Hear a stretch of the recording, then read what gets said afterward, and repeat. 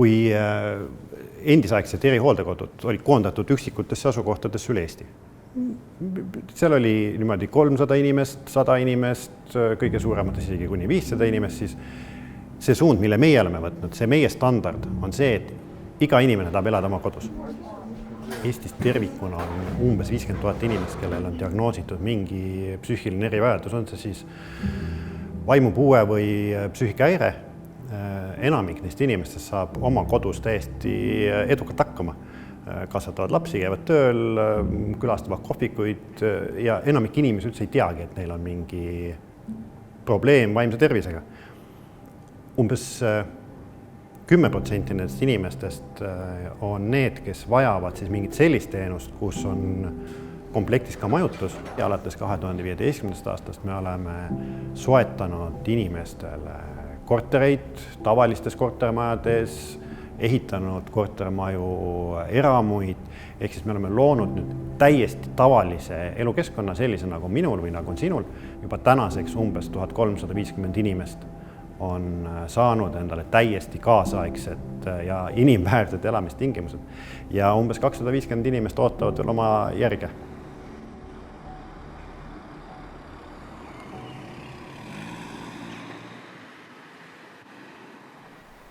Me oleme siin küllaltki iseseisvad, et juhendaja on meil toeks, kui me teeme menüüd. Sest kui ma tulin Sömedal oli see võimatu, sest Sömedal tehti meil kõik toit ise ära. Ja ma olin 5 aastat seal ja oma kodus ma ei ole ka eriti palju süüa teinud, sest seda tegi ema. Ja ma ei ole eriti selline suur kokk olnud siiamaani, aga nüüd ma olen juba õppinud palju ja oskan ikka süüa teha. Seda ma võin öelda, et ma olen õppinud söögikeetmisse selgemaks. Ja.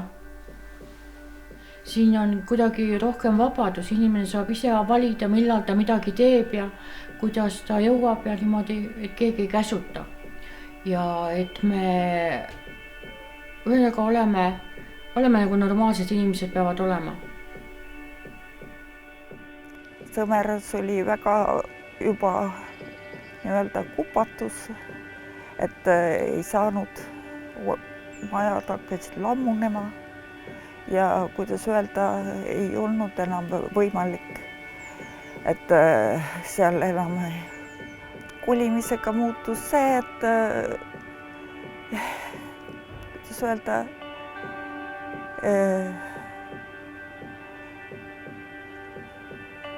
natuke oma tuba, oma luba.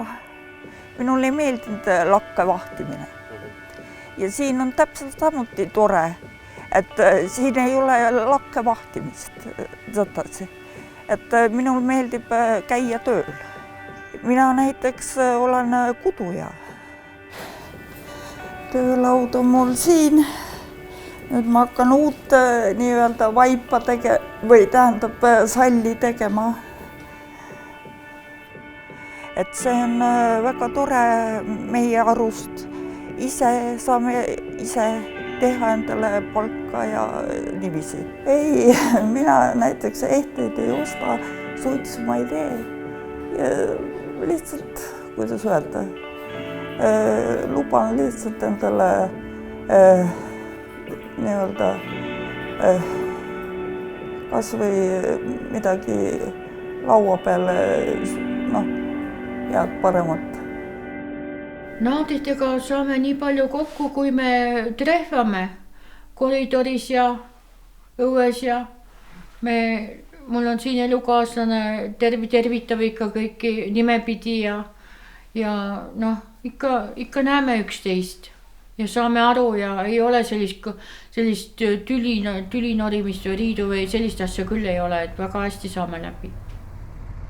Need läbirääkimised kogukonnaga on meie töö üks täiesti normaalne osa ja ka, kui inimesel on küsimus, siis ta peab saama vastuse. Ja kui maja on valmis ja inimesed sisse kolivad,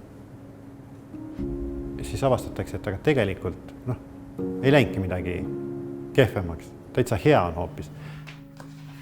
Mulle meeldib väga käsitööd teha. Et ma võin näidata, mis ma teen, et see on mu enda välja mõeldud muster. Ja selline, et ta võib filmida see. et siin peal nagu, kui hästi vaadata, on see Vabaduse ausambarist, eks ole. ja see on minu enda välja mõeldud muster ja ta on nagu minu ebajumal, et minu skisofreenia ravi ja ajaviide ja ühesõnaga kogu see hea, mis minus on, läheb siia sisse. kui öeldakse inimesel on midagi kaasa sündinud ja see on minuga nüüd kaasa sündinud muster, et ma pidin selle lõpuks nüüd, lõpuks ta ikka sai valmis mulle, et ma kogu aeg mõtlesin, et peaks see mul ikka valmis saama ja nüüd ta on lõpuks valmis. Ja see, ma ütlen ausalt, see käsitöö, mis ma teen, see on nagu skisofreenia ravi. Et rahustab. Selleks, et mõtlen, et näiteks laupäeviti, pühapäeviti on ju, kuidas öelda, telekas nii öeldes, kõik kordussaated, mitte midagi vahtida pole, mitte midagi. Ja mida sa vahid seal telekas? Kordussaated ja mitte midagi pole vahtida. Ja kuidas pole.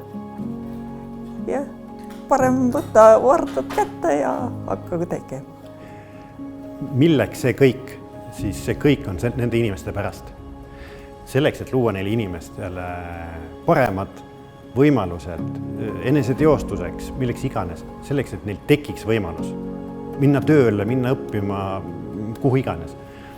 Ma unistan sellest, et mul oleks päris enda külmkapp. Kuigi siin on praegu kõik korras, pole probleemi.